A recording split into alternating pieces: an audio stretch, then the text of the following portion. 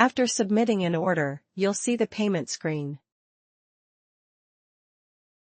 Let's first create a quick order so we can demonstrate the payment flow. Select a technician and add a service to the cart. Now tap Submit Order to go to the payment screen. The payment screen shows the order total and available payment options. For a cash payment, the system calculates change automatically based on the amount tendered. You can also add tips before completing the payment. After payment is processed, a receipt confirmation is shown. The order now appears in the Orders tab as paid.